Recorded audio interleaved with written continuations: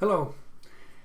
In Unit 2, the primary focus is on the ability to express one's daily routine.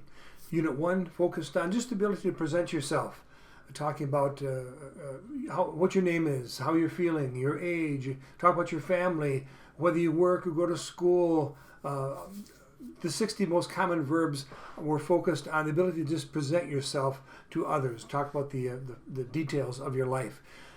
Unit 2 starts to focus in on greater specifics about your life and about other people's lives as well as you ask questions of them. As you're talking about your daily routine.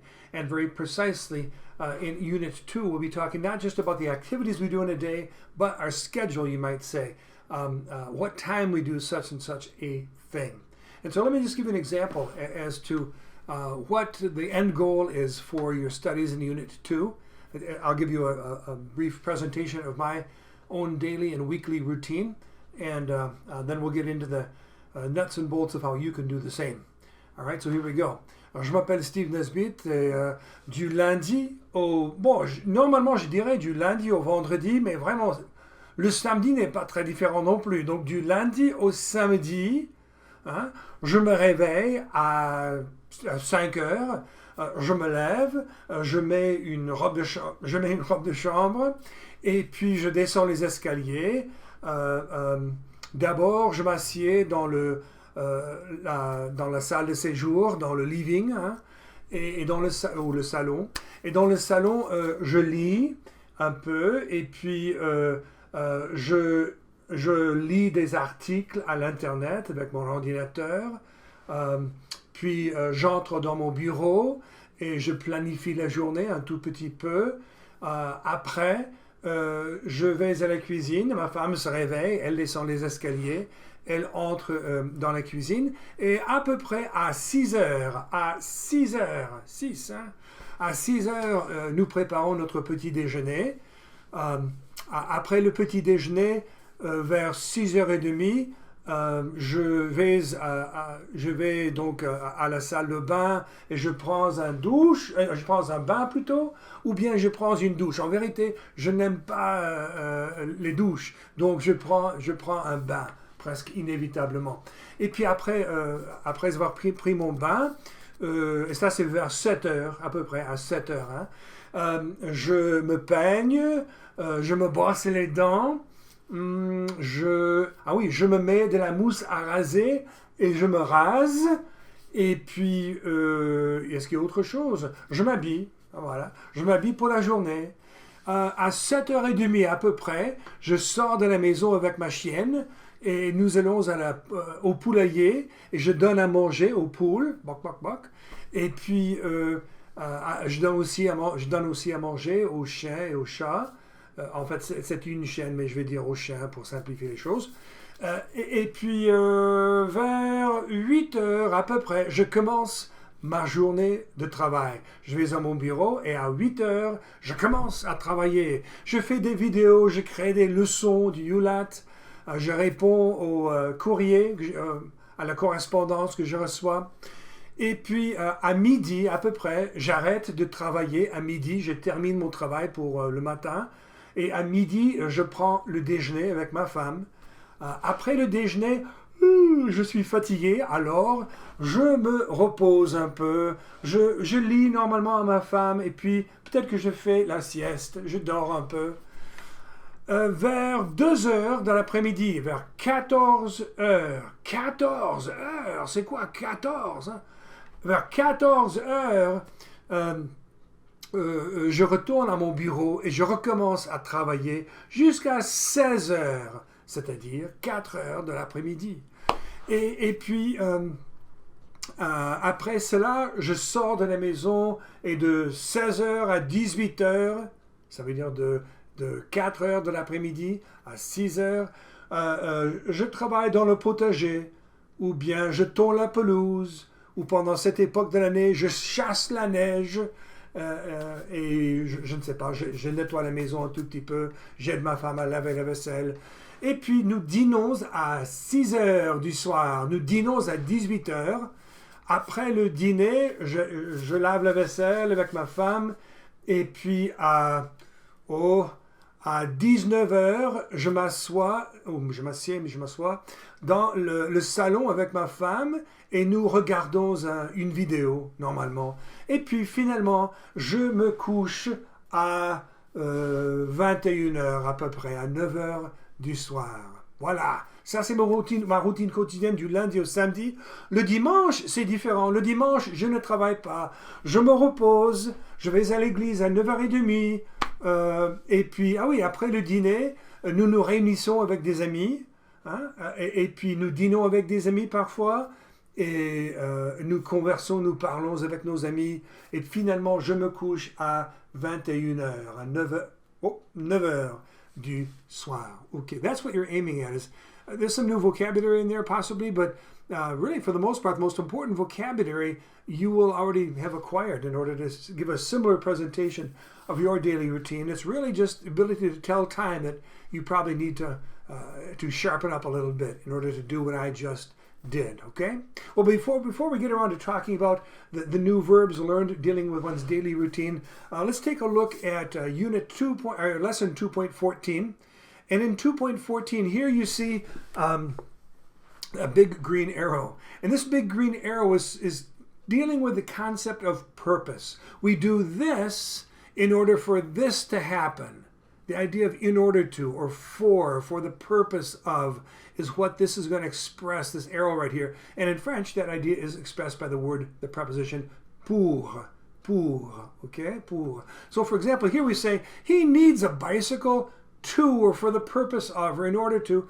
He needs a bicycle to go to school, okay? So when you're expressing the purpose of one activity being something different, you're going to express it with the word pour. So now, this picture you haven't seen a whole lot. This pitiful picture of this guy who's deeply in need of something communicates the idea of need, okay? And to need in French is expressed as the verb avoir. Avoir besoin de. We might say have need of. Avoir besoin de. And so avoir will be conjugated, formed, or modified according to what the subject is. J'ai, or tu as, or il a, elle a. Oh, I'm sorry, il a also. Elle a. Nous avons, vous avez, elles ont, ils ont. Okay, so that's the verb avoir. And so the idea of to need, you're going to say j'ai besoin de, or tu as besoin de, or il a besoin de something. The de means of something, okay? So in this sentence right here, I want to say he needs the bicycle to go to school, okay? You're going to start, how would you say he needs? If we're using the verb avoir, and the subject is il a besoin, followed by the preposition de, which is the idea of he has need of. Il a besoin de, and now, this is where it all gets more complicated here. The express purpose, you're not going to say pour in this particular sentence. Avoir besoin de already it gets that idea across and saying he has need of something. You're going to just take this verb right here and to say go to school. You're going to use the, what's this verb? What's it called? Right. And usually we say il, we're talking about this guy, il va, right? Il va, je vais, tu vas, il va, okay? But notice this. We have two verbs in the sentence and only one subject. You dealt with that kind of a situation before, haven't you? Right, when you have one subject and two verbs, what happens to the second verb? You don't touch the verb. And you say the original form of that verb. And that's the verb aller.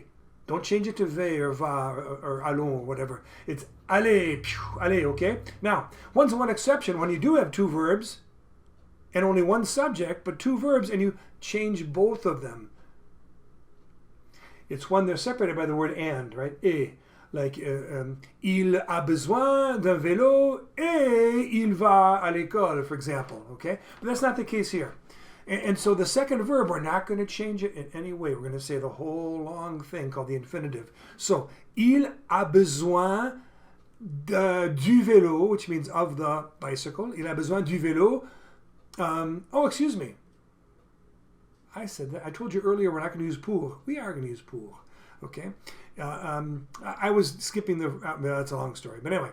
Il a besoin du vélo pour aller à l'école. Il a besoin du vélo for the purpose of, in order to, aller à l'école. He needs a bike to go to school. Okay, let's try this next one. This time I'll let you do it. Here you're expressing the same, using the same verb, avoir besoin de, for need.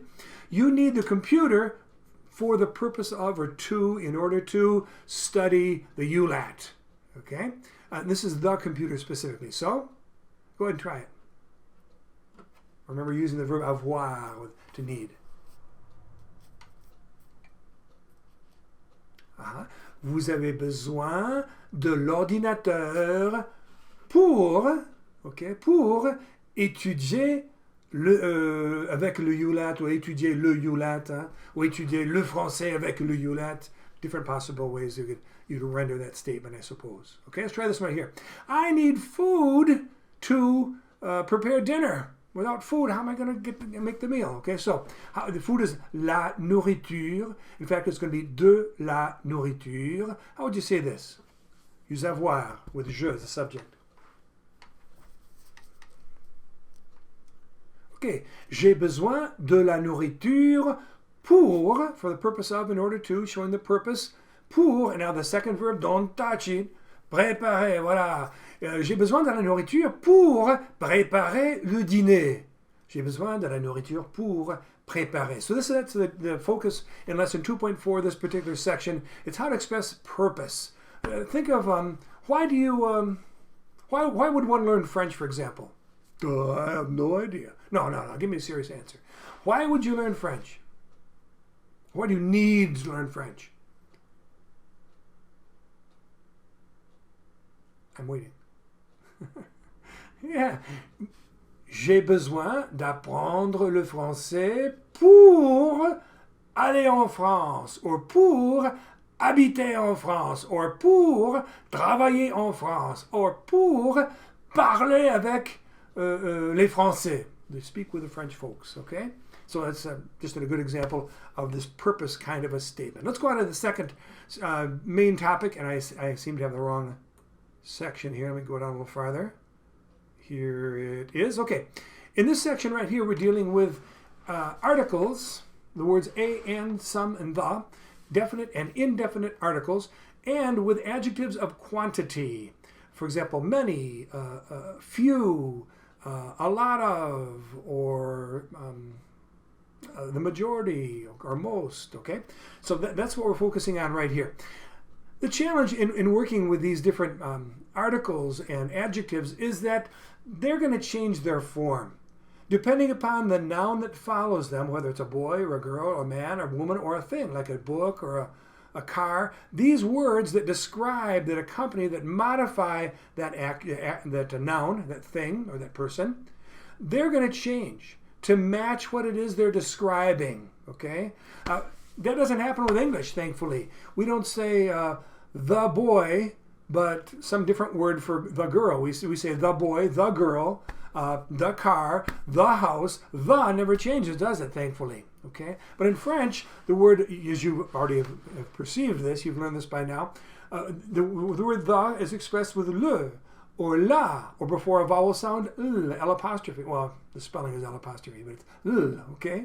Or the plural, more than one of them, for the, les.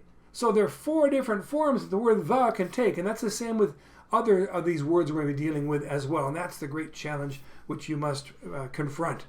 Well, we're not going to be saying the, we're going to be starting off with a boy, a girl. That's what this picture means. Is if, by the way, you just see a noun in French, like a picture of a boy, generally speaking, until later on the Ulat, when I want you to figure out from context, at first, if you just see a picture of a boy, I want you to say the boy.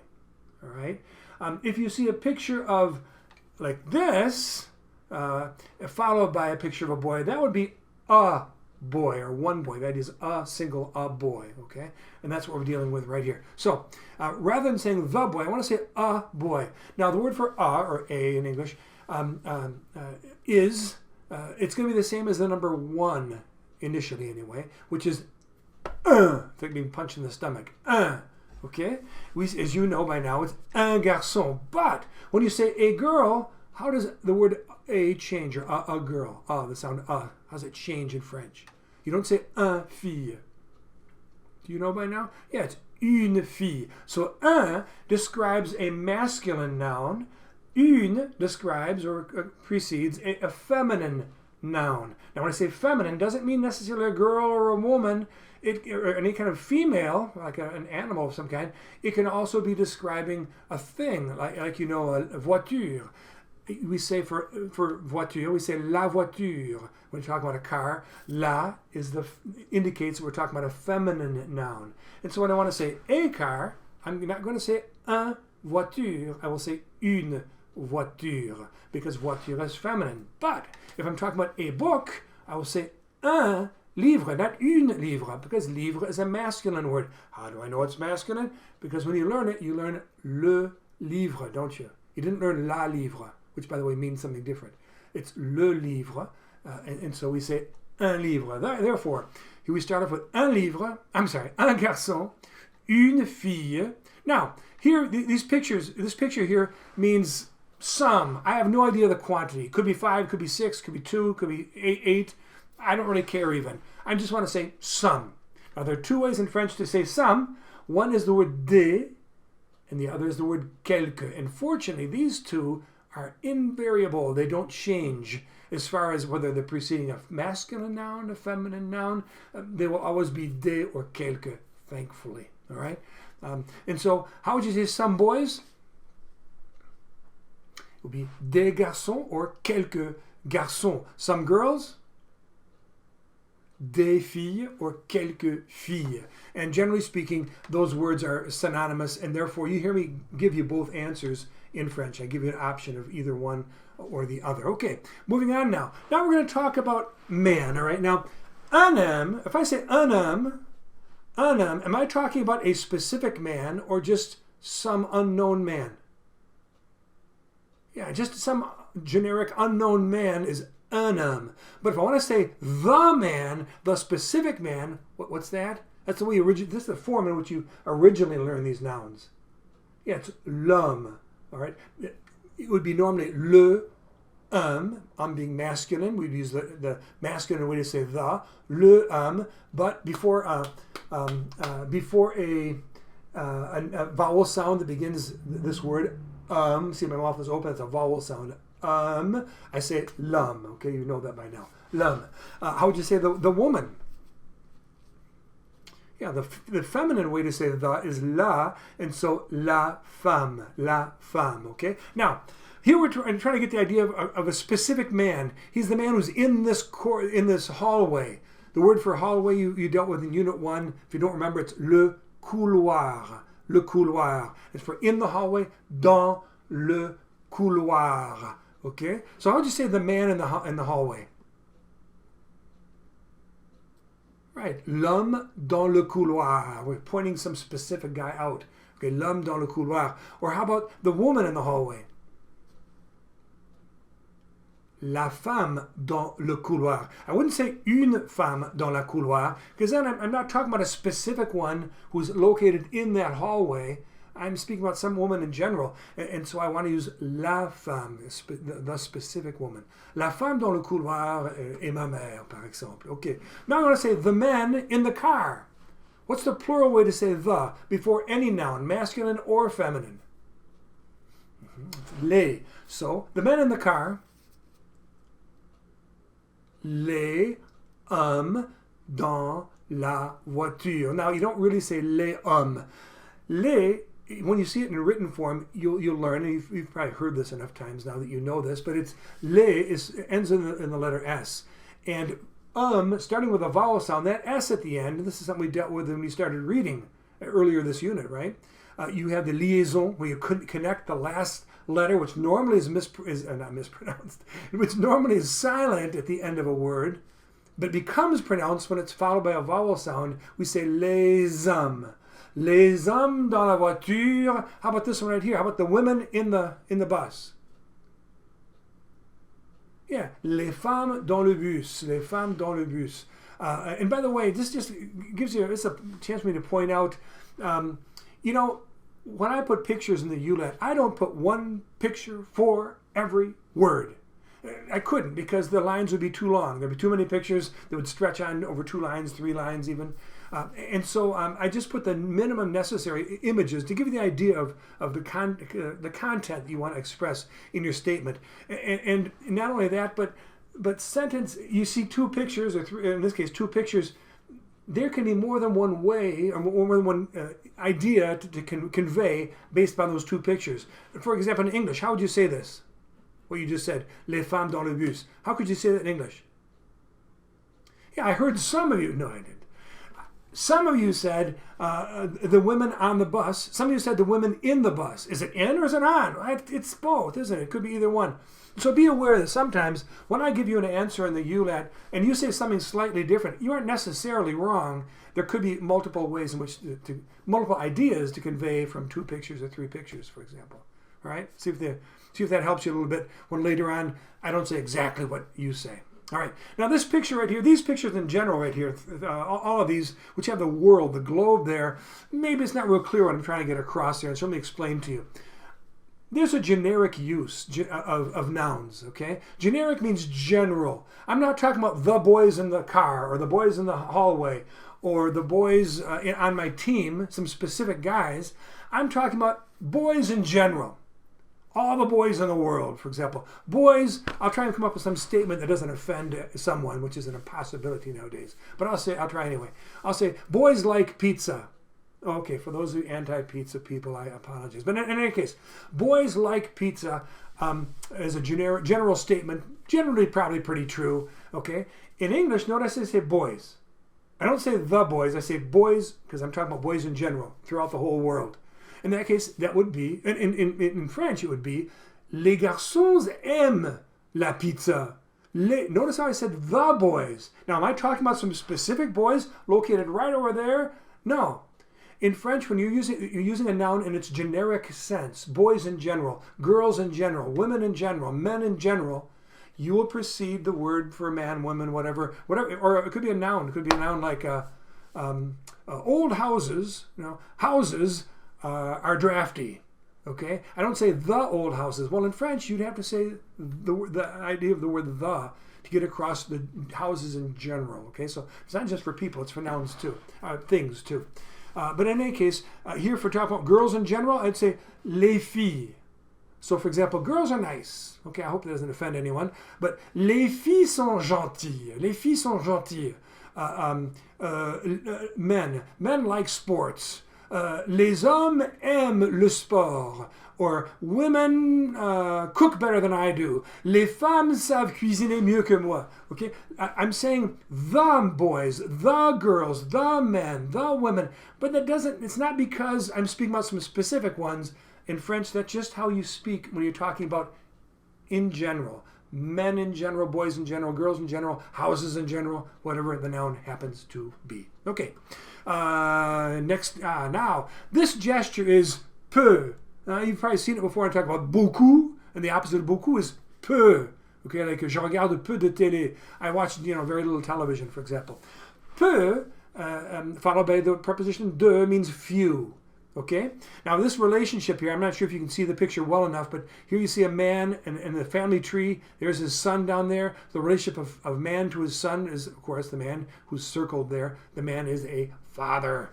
And the word for father is père, le père, okay? So here I want to say few fathers, and down here, few mothers, peu de père, peu de mère. And thankfully, again, peu de whatever does not change, whether it's describing or preceding a male, a female, a masculine noun, a feminine noun. It's always peu de something, like I have little money, j'ai peu d'argent. I have very little time, j'ai très peu de temps. Okay, so peu de is another expression of quantity. Here we have, didn't we already deal with this? Yes, I don't know, it seems like we did. But yes, we did. Didn't we? Yes, we dealt with it up there. The word for some, okay? And for some fathers, some mothers, I'm sorry, it's down here. Some fathers, some mothers, quelques pères, quelques mères, or des pères, or des mères, okay? But for some reason it's in there a second time. All right. Here, this expression is the opposite of peu de. It's, what's that? You know this already. Yeah, beaucoup. Beaucoup. It's like a fish story, you know. Beaucoup de. Beaucoup de. So this is, I want to say many brothers and many sisters. How would you say many brothers? Beaucoup de frères. And the sisters are sœurs. So how would you say many sisters? Yeah, beaucoup de sœurs. Beaucoup de sœurs. All right. And we're almost finished. Two more quantity kinds of expressions. Here you have the idea of more than half. So in other words, the majority or most. Okay? In French, that's la plupart, and it's going to be followed by des. La plupart des. The majority of, the des corresponds to the idea of something. So la plupart des, this is a relationship of son to father, so this is a son, fils. A majority, you'd say most sons in English, or the majority of sons, that would be la plupart des fils. By the way, des, what's des? Why isn't that de, like in beaucoup de or peu de? It's because you're saying the majority of sons in general. And remember how we talked about just recently that when you're talking about a noun in its generic sense, son, not that son or that daughter, but sons in general. Okay? That's going to be les fils. All right, say the word the in the plural, les fils. Well, de followed by les forms a single word, which I think you've also probably run into a few times, and that's des. You don't say de les, you say des. Okay, so la plupart des is really a combination of de and les fils. La plupart des fils. La plupart des fils, well, how would you say the majority of daughters or most daughters? And the word for daughter is the same as the word for girl, it's fille. Yeah, la plupart des filles, des being de and les together. La plupart des filles, something about them. Most girls, or most daughters. Okay, here we're going to go from most to all. Okay, 100%. And the French word for all, this is one which does have four, let me stop and think. Well, it has four different spellings, but you don't hear four different sounds. You have a feminine form, a masculine form, a feminine plural form, a masculine plural form. The word is tout. When you make it feminine before a feminine, like a female, a feminine person, but also a feminine noun, such as la voiture, la maison, the word becomes tout. And that's all you're going to hear at this point. Tout and tout. Okay? Later on, you might run into the concept of tous, but not for now. No, that's tous. In any case, how would you say all, is this supposed to be father or is it son? Oh, all husbands. A husband is, I can't see, yeah, it is husbands we're talking about here. A husband is a mari. How would you say all husbands? You're going to say, literally, you're going to say, because you're talking about husbands in general, you're going to say the word the, and they're in the plural. So the word was tout. How do you say all husbands? Okay, husbands in general is les maris, so tous les maris. Tous les maris, which means all husbands, and then you say some outrageous generalization about them. And then down here, this is a word for wives, which is les femmes, and femme being the same as, by the way, another word for wife is épouse, l'épouse, okay? But you already know the word for woman being la femme, so why complicate your life? We'll use that word for wife, which is the plural, being les femmes. How would you say all wives? Yeah, toutes. Make it feminine, sound feminine, the feminine form of tout. Toutes les femmes. Toutes les femmes en noir, etc. And then how about all men? Go back to the masculine sound of tout. Yeah. Tous les hommes, because we're talking about men in general. Huh? Tous les hommes. And how about all women? Make it feminine, the word for all. Yeah, toutes. Toutes les femmes. Right? Toutes les femmes. And voila. We've gone through the whole routine. Let me just show you this again real quickly. I'll just repeat them. Actually, I'll give you 3 seconds to say each statement, and I'll say it. Go. Number 1. What's that? Un garçon. Une fille. Quelques garçons, or des garçons. What's this? Yeah, quelques filles, or des filles. What's this? C'est quoi ça? Oui. L'homme dans le couloir est là. La femme dans le couloir, ici. Les hommes dans la voiture. Et là? Les femmes dans le bus. Et là? Generic use of a noun, whether it be people or things. Les garçons. What's this? Les filles. And there. Les hommes. And here. Les femmes. Voilà, voilà, voilà. C'est bien. Et puis là, those are at père. So few fathers. Peu de pères. How about few mothers? Peu de mères. How about we already dealt with some? Let's go down here. Many brothers. Brothers are frères. Or a lot of brothers. Beaucoup de frères. A lot of sisters. Beaucoup de sœurs. Okay? The majority of or most sons. Sons are les fils. La plupart des, combination of de and les. La plupart des fils. How about most daughters, which is les filles. La plupart des filles. How about all husbands, which is mari. Make sure you say les maris, because you're talking about in general the generic use of the word husband. And so it's tous les maris. How about all wives? Les femmes. Toutes les femmes. How about all men? Tous les hommes, and last of all women? Toutes les femmes. Voilà, voilà, voilà. Okay, now we're going to talk about expressing time. I don't say telling time, because you already know how to tell time probably, but expressing time in French can be a little complicated, all right? So we're going to jump, we'll start right here, okay? In fact, we'll start back here with the general the question. The question, and you hopefully have already done this exercise before this video you're seeing, but the question is, quelle heure est-il? For what time is it? Quelle heure est-il? All right, but now, how do you express time? You start off with il est. In English, it would be like it is, I suppose. That would be the correspondence in English. Il est, and then you say a certain number of hours. Il est. Now, you want to say right? Probably want to say un for 1, 2, 3, 4, 5. Well, hour is a feminine word, and so the word a or one before a feminine noun is going to be une. So you don't say il est une heure, you say il est une heure, okay? After that, it gets easy. Oh, I'm sorry, it's not 2 o'clock, it's 3 o'clock. I would say it's 3 o'clock. Il est 3 heures. Il est 5 heures. Go, you say it before me. Il est 7 heures. Il est 9 heures. And by the way, the word is neuf all by itself, the word for 9, neuf. However, when it precedes a vowel sound in the next word, the sound changes to a V, like a V sound. 9 heures. You don't say 9 heures. C'est il est 9 heures. Okay? Ici, quelle heure est-il?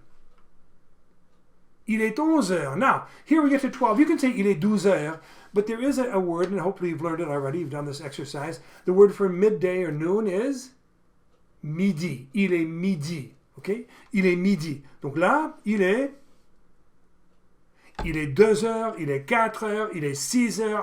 I'll do these by myself just to speed things up. Il est 8 heures, il est 10 heures. And then a word for midnight, il est minuit, okay? That all sounds pretty easy, right? But maybe also, if you've done this exercise already, this lesson, you picked up that there's more to it than that. Look at these little red numbers up here. That's 1 o'clock, 3 o'clock, 5 o'clock, 7 o'clock, 9 o'clock, 11 o'clock, 12 o'clock. All that is no problem, but we get to 14. What? 14 o'clock? Yeah. Now in English, in the United States, for example, we would refer to 1400 hours or 1600 hours as military time. Rather than saying AM and PM, when you get to the afternoon or PM, instead of saying 2 o'clock PM or 2 PM, in military time, they say 1400 hours. It's 1400 hours, okay?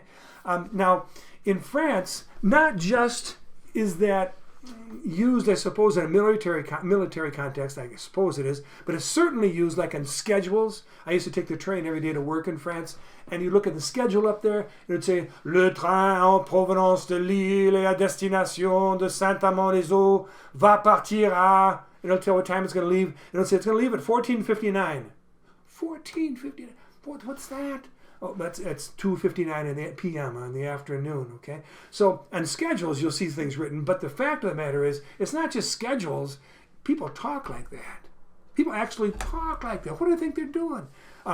It's probably more common to hear, I'll see you at 14 o'clock than to say, I'll see you at 2 p.m. It's more common to say, moi, je te verrai donc à 14 heures, hein? On se voit à 14 heures. Or, la réunion commence ce soir à 20 heures. The meeting begins tonight at 20 o'clock.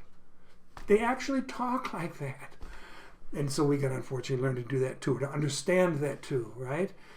There are two expressions you can use to get across the idea of in the morning, or a.m. or p.m. That's in the morning and in the afternoon.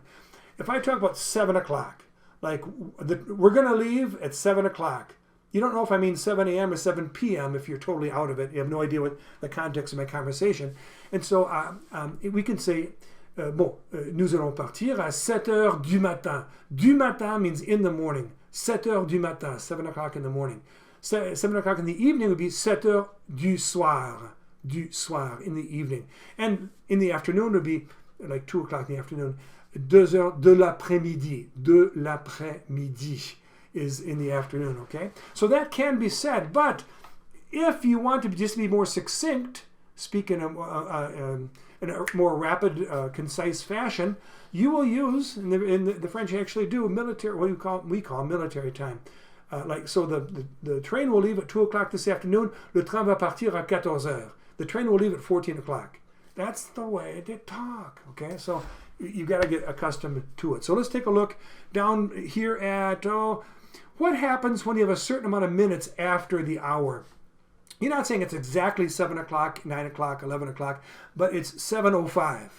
Okay, we in English, you think that's easy or hard to learn French. How about 7:05? Oh, a letter. We put a letter in there.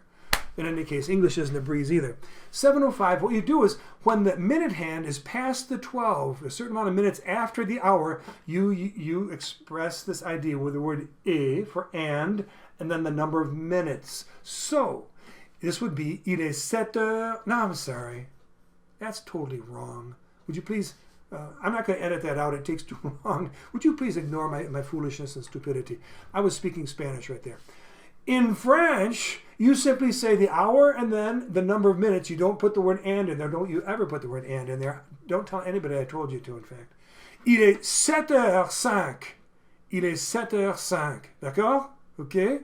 Il est 7h10. You say the amount of hours, 7 heures, and then the number of minutes. And you certainly don't put the word and in there. Il est 7h25.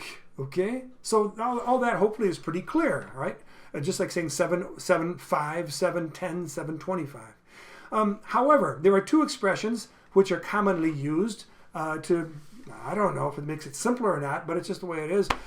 For 7:15, that's a quarter of an hour. The French for the word quarter use the word quart, which looks like, if you could see it in print, quart. It's written like quart, but it's quart, okay? So if you want to say 7:15, you say, il est 7 heures et, now you can put the a in there if it makes you feel good. Il est 7 heures et quart. 7 and a quarter. Il est 7 heures et quart. Here it's 7 and a half. Il est 7 heures et demi. All right, il est 7 heures et demi.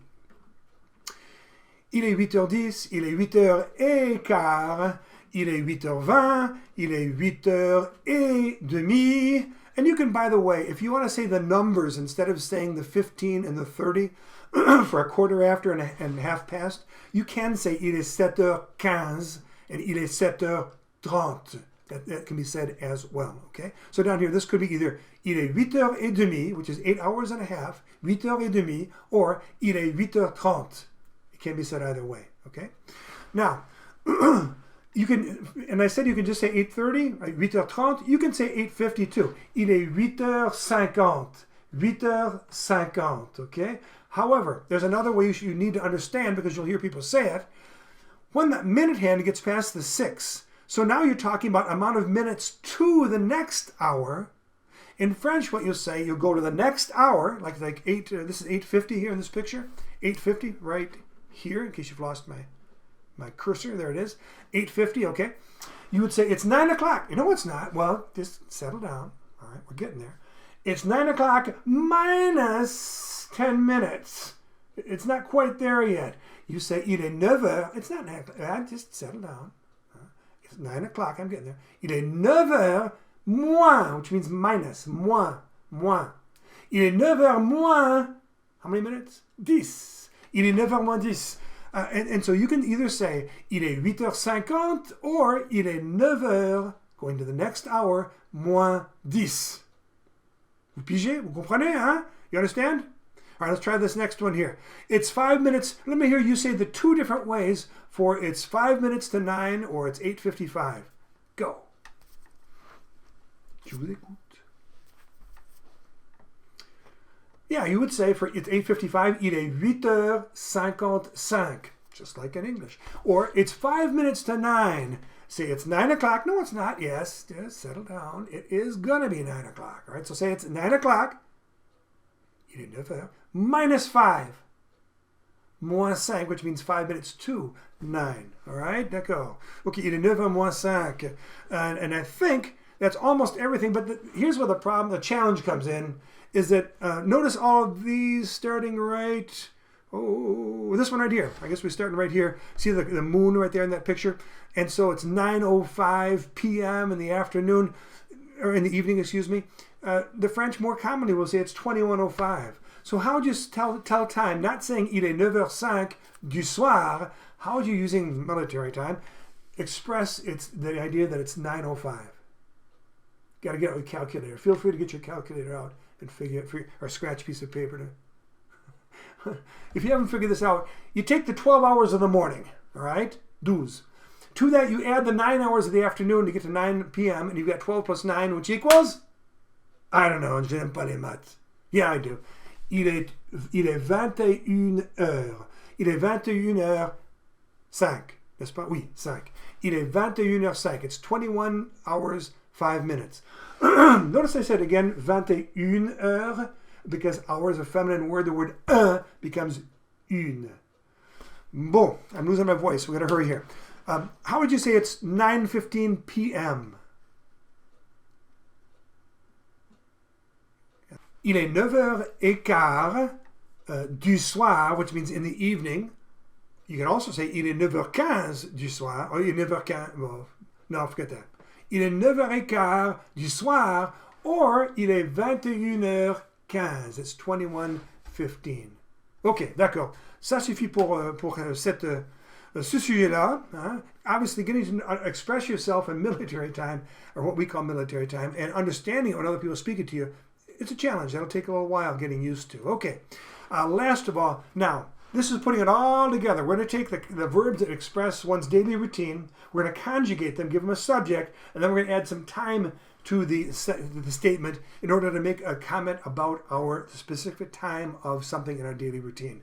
So here we go. What verb is that right there? Yeah, se réveiller. Hear the se beforehand? Almost all the verbs in this section, Unit 2, the verbs of daily routine that I reviewed with you at the beginning of this. Did I review? I didn't review them with you. I am terribly sorry. What is this? Yeah, se réveiller. What's this? Se lever. You're seeing that for the second unit in a row. What's this? Se brosser les dents. What's this? Se peigner. What's this? That's shaving cream. Probably not too many of you guys are putting that on yet. Maybe. How about perfume? Or deodorant. Hopefully a few of you are putting that on. Okay, good. This idea of putting some on yourself. How do you express that? It's this idea, but on yourself. That's where the se comes in. Se mettre. Se mettre. Okay? Se mettre. Je me mets de la mousse à raser. Je me mets du déodorant. Je ne mets pas de parfum. Okay? How about to shave? Which, talk about your parents. All right. Se raser. Or how about to take care of? Yeah, that's se occuper, which we say s'occuper. How about, oui, ça, to relax, to rest. Se reposer. How about to get dressed? Kind of should have done that a while ago. Yeah, se habiller, which becomes s'habiller. How about the opposite? To get undressed. Se déshabiller. The dé is like the un idea in undressed. Se déshabiller. And the last of all, bonne nuit. Se coucher. Now, why did I didn't mention two of them, which was prendre un bain and prendre une douche. I didn't mention them because what do all the others have in common? They all started with the word se, which is called the reflexive pronoun. Generally speaking, it's an action you do to yourself. Okay? And so by now you've learned, hopefully, that se, je, for example, when it's followed by se, you don't say je se, you say je me. You say tu, te, you say il, se. When the verb has a se that precedes it, you're going to change it to fit or to correspond to the subject, the one doing the action. So je me, tu te, il se, elle se, nous, 2 times, yeah, vous, and then il, se, and elle, se, okay? So that's reflexive pronoun. The second word there, je me, tu te, il se, nous, vous, il se. That reflexive pronoun, the second word there changes based upon who the subject is. Okay, je is always be paired up with me, tu will always be paired with te, etc. Okay?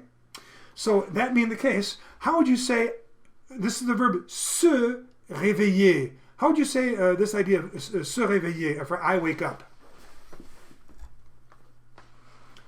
Yeah, if you just said je se réveille, you weren't listening to me. I said je is always paired up with me. Tu is always matched up with te. Okay, so it would be je me réveille. Je me réveille. And by the way, something I wanted to tell you, terribly important, and I don't remember what it was. That's the trouble of being 67 years old. I can just make a comment here to kind of cover my tracks. Réveil, what's it sound like? Probably doesn't sound much like what I'm thinking of, but if you can see it in spelling, you know the term reveille. Reveille is da da da da da. No, that's wrong. That's not it. What's the tune? That's what they play in the military to wake the soldiers up. Okay, that's called reveille. Well, it comes from the verb réveiller in French. Se réveiller. Okay, so a little bit of culture there for you. How would you say you wake up? Tu te réveilles. You wake up at 5:30. Now here we're putting it all together. How to express time as well as the daily routine activity. So you're going to say, right, tu te réveilles. Now, you learn to say it is 5:30 by saying il est 5h30. Okay? We don't want to say it is. We want to say at 5:30. And that's going to be à 5h30. Donc, tu te réveilles à 5h30. How would you say you wake up at 6:15? Yeah, 2 ways as far as expressing the time.